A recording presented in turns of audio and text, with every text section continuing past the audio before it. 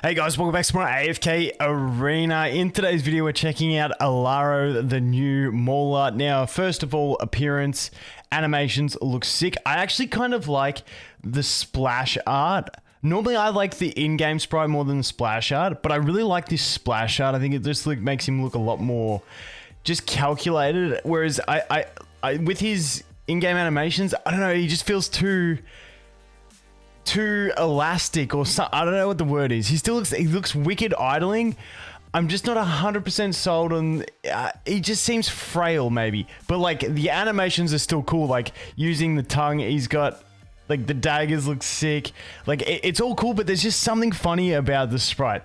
Let me know if you know what it is. I can't describe what I'm talking about, but all around looks really cool. Now we'll go through his skills. It's like they're trying to make skills harder and harder to read. I'm like, they're just going like ham with going, okay, Vulcan sucks at reading, so we're just going to make these skills confusing, leave a bunch of punctuation, full stops and commas out of our sentences to really stump him.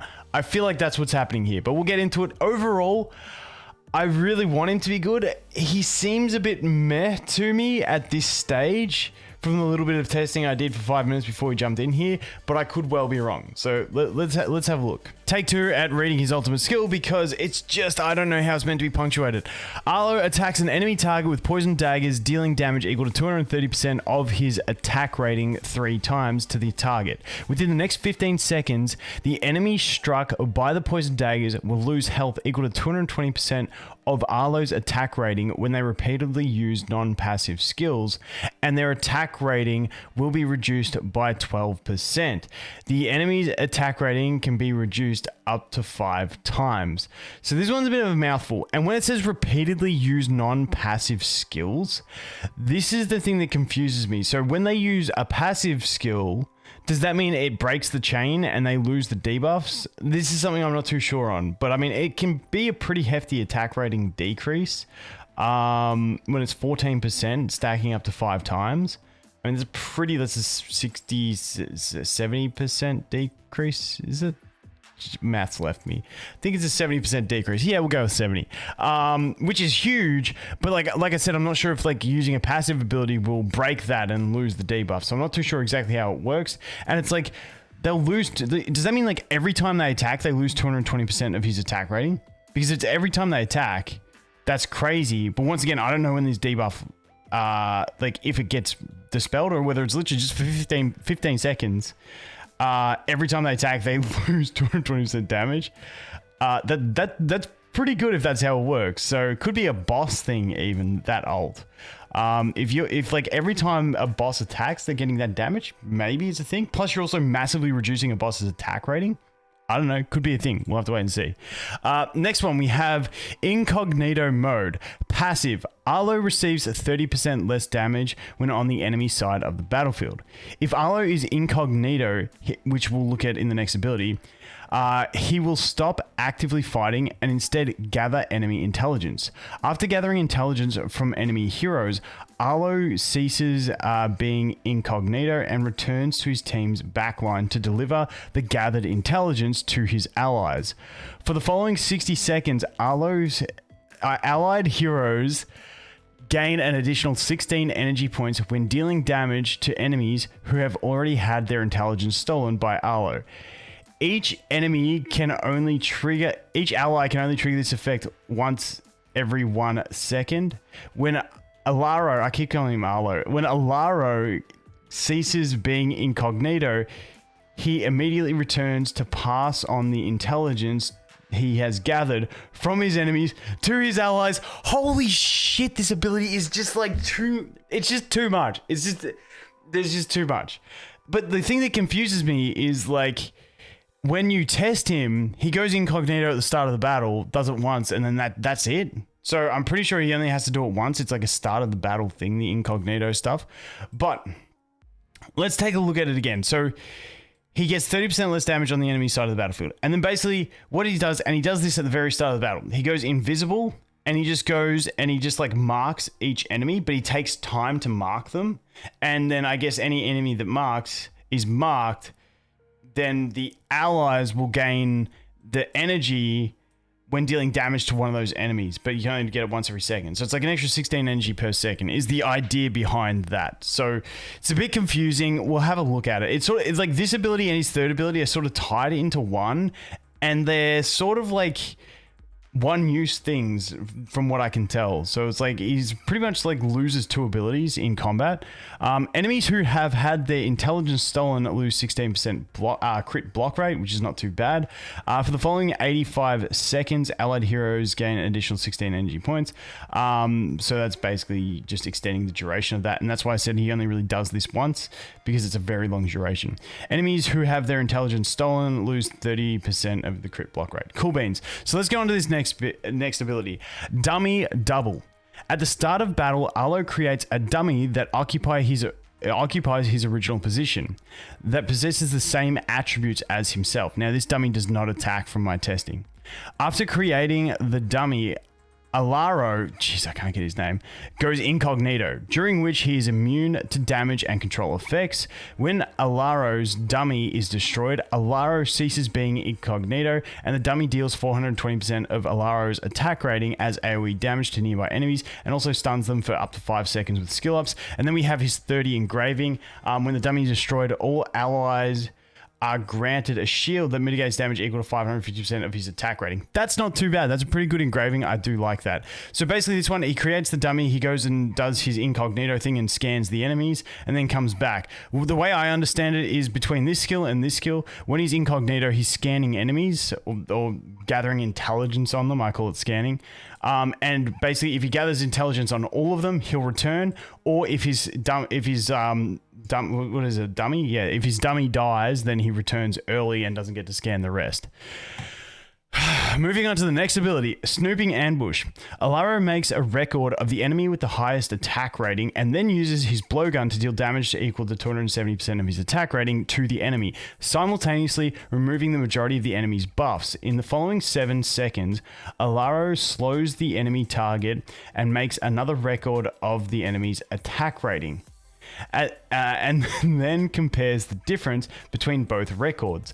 Based on the attack rating difference, the enemy will lose more haste the greater the difference is. The quantity of haste lost by the enemy will be increased by a minimum of 10 points and a maximum of 30 points.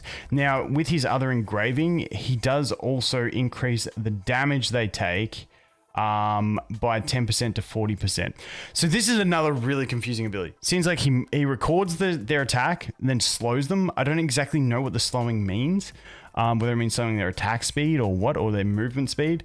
But he records it after 7 seconds. He records their attack rating again, and then they're going to get harmful effects based on the difference between their attack rating. I think the idea is that it's meant to go in with this ultimate ability. So he like records it, then reduces their attack with this ability, which gives the greater deficit, which gives the better like effects on this. So to me, I'm thinking like maybe a boss fight type character. I don't know. 85 seconds, it's like, for this buff, it's a thing. Anyway, let's look at his signature item and then we'll recap everything because it's bloody confusing. Passive. Allies within a certain range of Alaro recover health equal to 190% of his attack rating and gain 30 dodge points for the following 3 seconds. Each ally may only receive this effect once every 4 seconds. We've got number increases, and then at level 30, enemies within a certain range of Alaro lose 120 accuracy points for the following 4 seconds. Each enemy may only suffer this effect once every 8 seconds. I don't think that one's like a must-have, like, it's handy, but I wouldn't be racing for it if I was building him. And then we have the furniture. So, level 3. Excluding Alaro, allies that successfully use control effects against enemies who have had their intelligence stolen by Alaro gain 30 haste points for the following 6 seconds. This effect cannot be stacked. Not too bad. Use some CC and you get some extra haste. Allies that possess intelligence about enemies gain additional 24 insight points. So, not too bad. Wait, let's just... Oh, man. This is really sad, but I've forgotten insight. Where's insight? Insight. When the defender's tenacity value exceeds that of an attacker's insight value, the higher chance of resisting the attacker's control skills. Okay, so you got more chance of landing the control skills. Sorry for my noobness of not remembering what that was. So, that's his skills. Like I said, a bloody nightmare to read, but ultimate... He's going to throw things, deal damage. It looks like every time they attack, they get damage and they lose attack rating, and it stacks. It's not too bad. This one is going to be... See, this is the thing. This is like, you get extra energy when attacking enemies that he's got the information about. Like these two like are very combined. So this is the one where he goes and snoops on them, and this is the one where he makes a clone to start his snooping. And he doesn't snoop halfway through the battle from what I've seen. And then we've got this one where he records the attack and then records the attack again and debuffs them.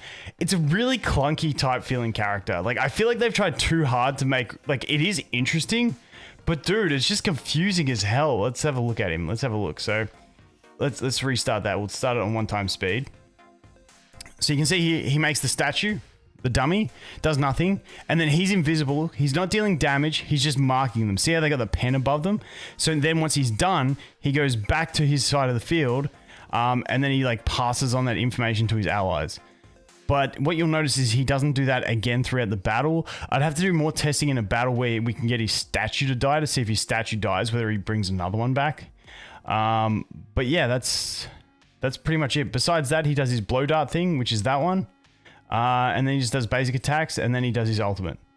The one, his other attack where he like marks the attack, that's the blowgun one. So yeah, so he does his blowgun and he does his ultimate. That's all he does, and then basic attacks besides the start of the battle where he does the extra stuff. So that's pretty much the gist of it. Like I said, cool animations and stuff.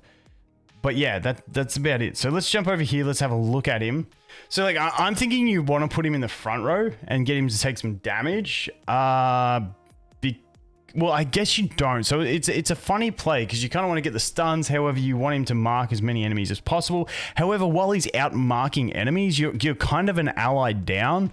Like you've got, yes, something that tanks, but it doesn't do any effects or anything like that. So pretty much you got a meat sack in the front row or in the back row if you put it there until he marks everyone or the meat sack dies. So you really one player down is the way I feel about it. So I like I said, I'm not too sure on it. So let's just do this. Let's do that. Let's do Khazard. Actually, I kind of want a Thalia that. Maybe we do it this way. Because I hate Odin. Let's just try this and see what happens. So let's put it on 1x speed. I think it's on 1x speed. Okay, so he makes his dummy. Let's see how long it takes him to mark all the enemies. You can see the dummy's just dodging everything. Okay, Thalia's killed Odin already. Not too bad. Isabella's doing an ult. Is he back yet? Or is he still... No, he's still marking enemies. We're at 16. He's still marking enemies. Okay, he finishes marking at about 13 seconds.